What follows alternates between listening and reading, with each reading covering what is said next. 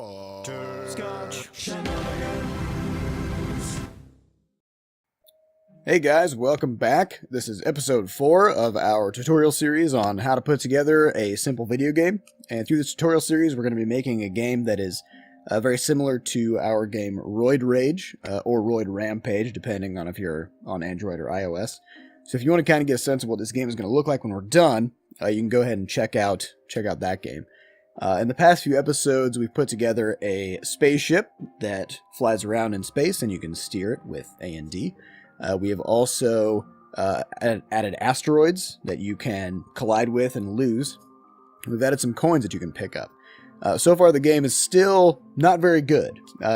In fact, it's quite bad, but that's okay, because every game has to start out bad before it becomes anything good. So this time around, in this episode, we're going to be focusing on the camera, because right now, I'll just pull the game up so we can kind of see where it's at. Right now, the spaceship just flies around on its own, and we have a fixed view, which means when we want to go somewhere, the camera doesn't follow, which means we just kind of run out of stuff to do pretty quickly, right? So all the asteroids are gone, I've picked up all the coins, there's nothing left. And eventually we'll want to make this asteroid field be infinite and have tons and tons of coins and tons of asteroids everywhere. And in order to do that, we're going to need the camera to follow the spaceship around. So let's get started. All right, first thing we're going to want to do is go into our room, which is our place where the game is living. We'll pop that open. And we'll see, here we have, as you may recall from the previous episodes, we've got all of our objects, our player, our coins, our asteroids. You can see everything laid out here nicely. And we're going to now open up the Viewports section. So if your window doesn't look like this, you'll want to go to the Room menu and be sure to open up the Room Properties. So when you pop that open, you should see down here, you'll have your room settings, and then down below, there's viewports and cameras. So we'll pop that open. First thing we have to do, enable viewports. This allows us to start using the code to actually steer the view around. And then we're also going to open up viewport 0, and we're going to set that to visible. So you may notice when I turn that on, a big white box appears in my room. So the box represents the viewable space of the game world. And it just so happens that the width of the view is 1024 and the height is 768 by default. And the size of my room is also 1024 and the height is 768. So as it stands right now, the view and the room are exactly the same size. And what you may see in other GameMaker tutorials, or even in I think some of the inbuilt GameMaker tutorials, they'll have you have a camera follow a character around by using this setting here, the object following. So if I click on this, I can choose an object. So let's say I choose O player. And this is going to make the view follow that object around. So I'm going to hit play and see if that actually does what we think it's going to do.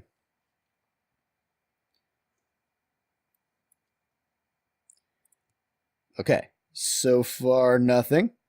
And if I go to the edge, nope, I go right off the edge. So why is that? You know, I turned the view on, I set the following object, and it doesn't work. That's because with GameMaker's built-in camera controls, the camera cannot go outside of the boundary of the room. And just to demonstrate this, if I were to change the size of my room, let's say I make the room 2000 wide. So I do that, and you can see now the room has extended, almost it's about twice as big, and the view is still the same size. So what we should see now is that the view can follow the player to the right, but it can't follow the player anywhere else, because the view can only operate inside the boundaries of the room. So if you've tried to make your own game and you have this problem, this is where this is coming from. So it's also the case, you may see that as I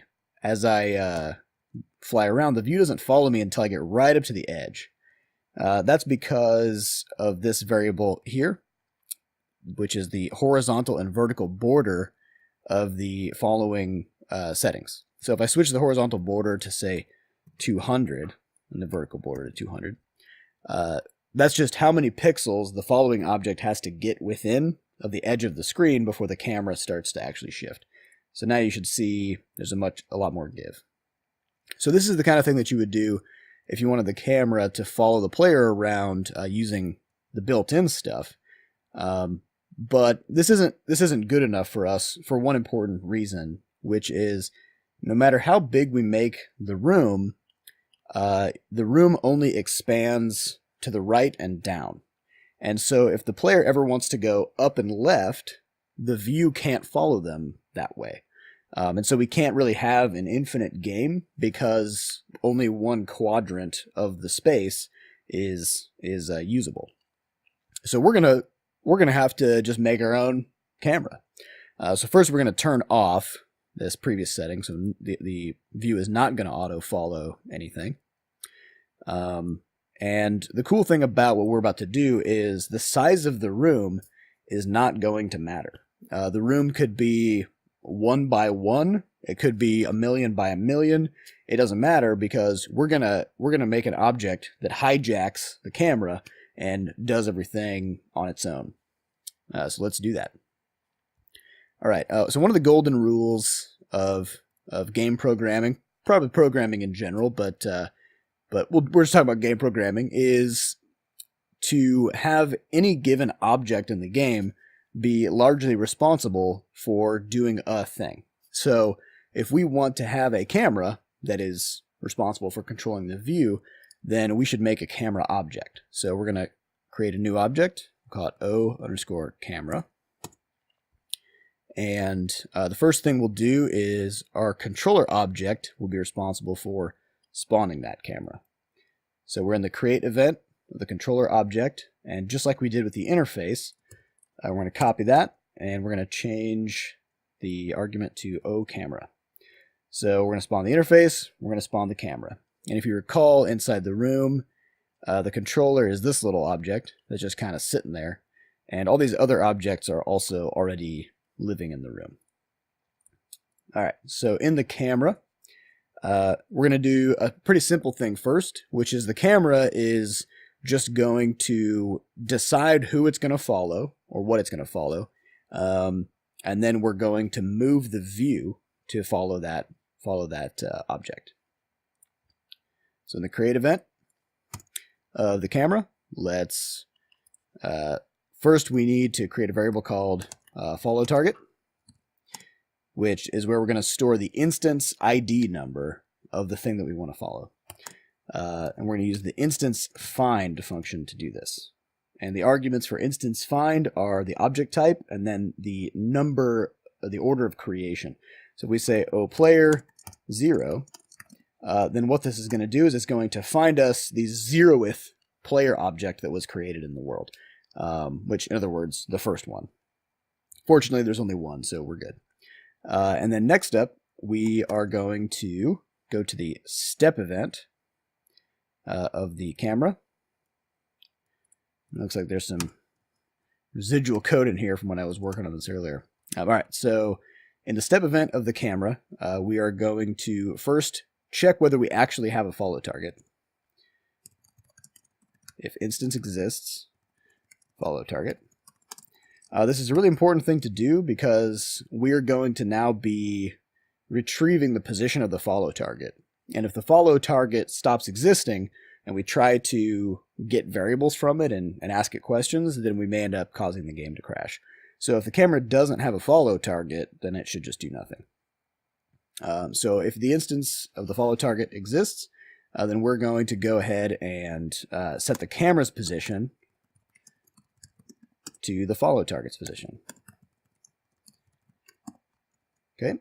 And then just so we can kind of see where the camera is, I'm going to add a draw event for the camera, and I'm just going to have it draw a circle wherever it is. So at its own X and Y position, we'll do a radius of 10, make it red, and this last argument tells us whether to make it an outlined circle or a filled-in circle. So this is a pretty fun and handy debug tool. If you're ever trying to figure out the positions of things, oftentimes things that are invisible, like a camera or whatever, just use the draw circle function or like a draw rectangle function or something, and just put a placeholder using code onto the screen wherever you want to see where that thing is.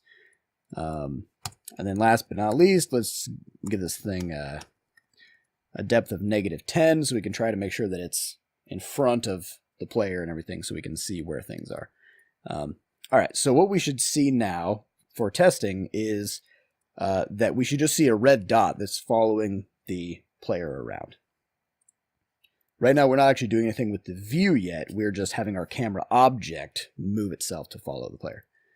So now we have a red dot. So this is our camera object, which has attached itself to our player. All right.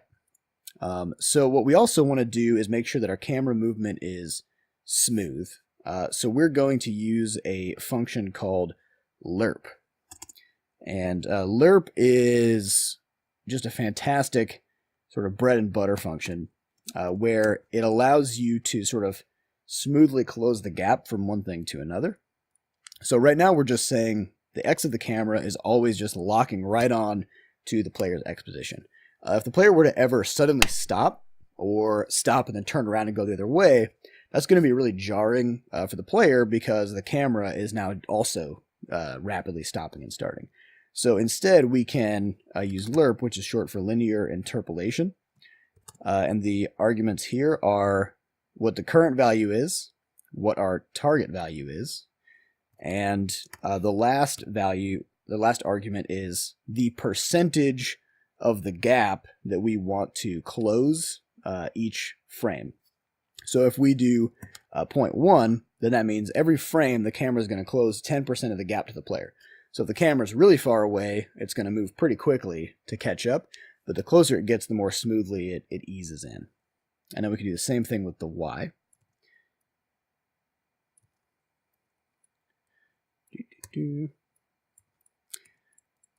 Okay, and so what this should look like now is that the camera will be very slightly lagging behind the player.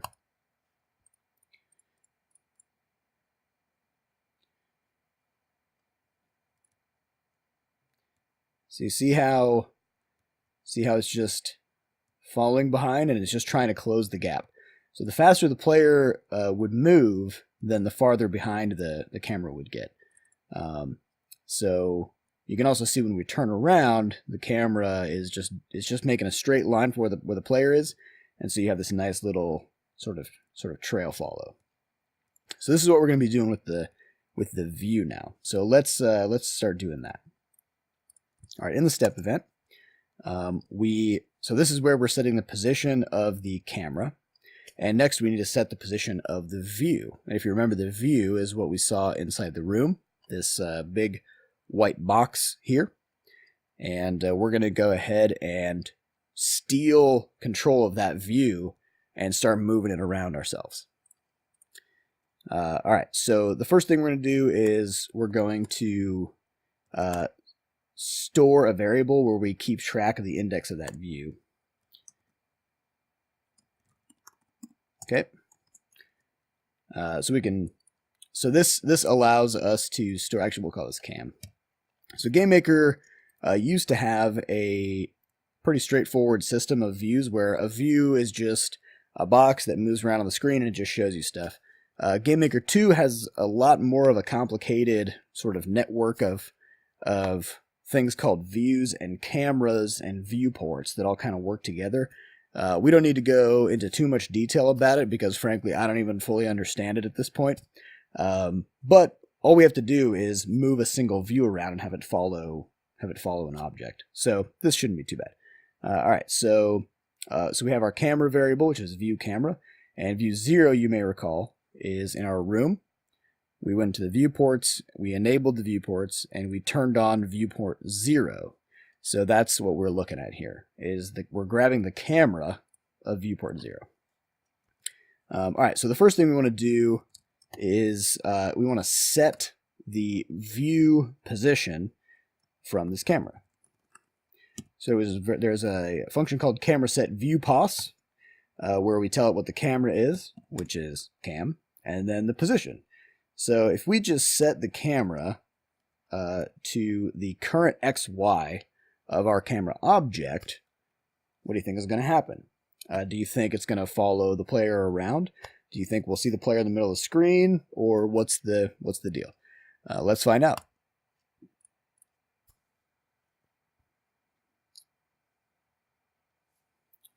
Okay, so what are you noticing? It is following the player, but you remember our red dot was exactly the position of the camera, and it is now in the top left corner of the screen.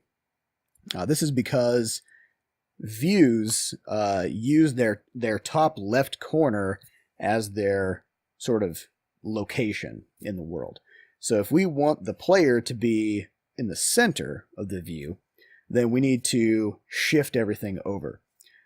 So we want to first get how wide the view is.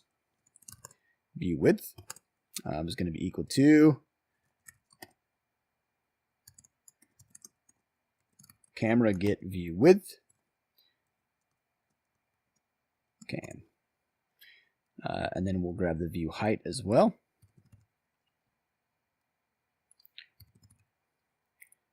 Okay. And now we'll just go ahead and offset the X by half the view width and offset the Y by half the view height. So if the camera is normally in the top left corner, then now we're going to shift it over by half and up by half, and now it should be set up so that the view keeps the camera object in its own center. So now we'll see is this red dot never moves. It's always in the center of the view. So the red dot is the actual location of our camera object. And now our camera object is chasing the player around. Okay, so we have that, so we can go ahead and turn off that red circle because we don't need that anymore. And then the last thing we want to do is really punch things up a notch by also adding camera shake. And we're going to do this in the simplest way possible, which is we're going to make a variable inside the camera called shake. And the way this is going to work is every time an impact happens in the game that we want to make the camera do a really good sort of a vibrate or a shake, we're just going to change that shake variable to whatever we want, and then we're just going to shake the camera by that amount, and then we'll slowly reduce shake over time so that the camera, we can tell it to shake, it'll shake, and then it'll kind of wear off. So in the step event, we can create a new couple of variables. We'll call it xShake. It's going to be random range from negative shake to positive shake. And yShake, same thing. Oops, negative shake, shake. Okay. So this is going to then say, if we have a shake of 10, for example, then every frame, the X is going to pick a number between negative 10 and 10, and the Y is going to pick a number between negative 10 and 10.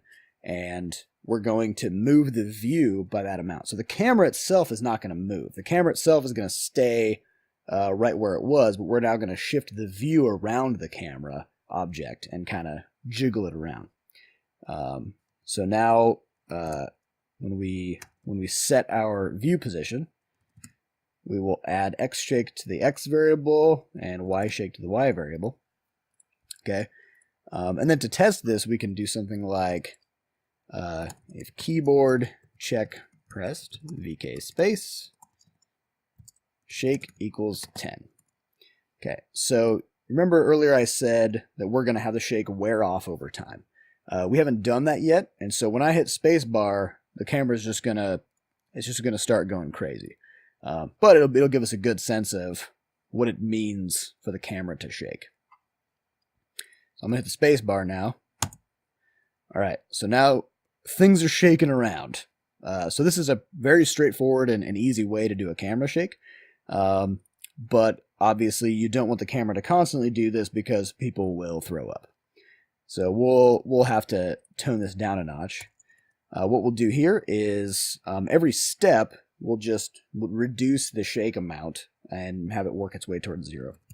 So after we're done doing all of our camera stuff, we'll say shake equals a max of 0, and shake minus, let's do something like 10 over room speed. So every second, the camera shake amount will decrease by 10. So if we shake it by 10, then it'll take it 1 whole second to sort of lose that shake. So now when I hit the space bar, we should see the camera shake and then sort of, ease off. So there it is. So that might be shaking a little bit too long. So let's go ahead and just switch that shake value to, say, 15 over room speed. Okay, and the final piece of the puzzle here is we want to put together an easy way to allow us to make the camera shake at any time. So we're going to make a script for that. So we'll pop open our scripts, and we'll make a new script that's just called camera_shake. This script is going to take an argument, which is going to be the amount of the shake. And then inside the script, we're just going to reach into the camera, and we're going to set its shake variable to either itself or the argument that we passed in, whichever is higher. The idea here is if we tell the camera to shake by 5, but it's already shaking by 20, we don't want the 5 to override the 20, right? So if it's already shaking, then we're good. And if it's not, then this will make it start shaking. So we have our camera shake script that we can now use anywhere in the game. And now we'll just hook that up to the player so that when the player hits an asteroid, then we make the camera shake. So let's do that. So here we are inside the player object, and I'm going to open up the asteroid. And here we have the asteroid is being destroyed, the player is being destroyed. Now, let's attach camera shake. Camera shake, 10. Okay. Let's do this, see if it does what we want.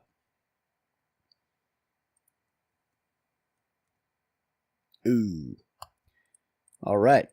So that's where, that's camera shake, camera movement. And we also had a little lesson about linear interpolation in there. So this is laying the foundation for us to be able to make the game be infinite, so that now the player, you also notice the player can now go up and to the left and everything. So we're way outside the room here. We're going into negative numbers in terms of world position and everything. And our new camera system doesn't care. And this is actually the kind of camera system that we use in Crashlands. It's pretty straightforward. We just have a camera object that just follows Flux around, and we have the nice smooth lerp going on. And you may even notice if when you're playing Crashlands, when you talk to an NPC, when there's a dialog box or something like that, you may notice that we use that lerp function. When the camera goes to zoom in on somebody who's speaking, we don't just instantly jolt it over there. We have a nice smooth lerp function that does that kind of stuff. So all this stuff, it seems pretty simple, but it's very powerful. You can use it all throughout pretty much any game you want to make. So I hope that was useful for you. And next time we're going to spice up the visuals of the game a little bit by doing a scrolling parallax background. So thanks for watching, and we'll see you next time. Butterscotch.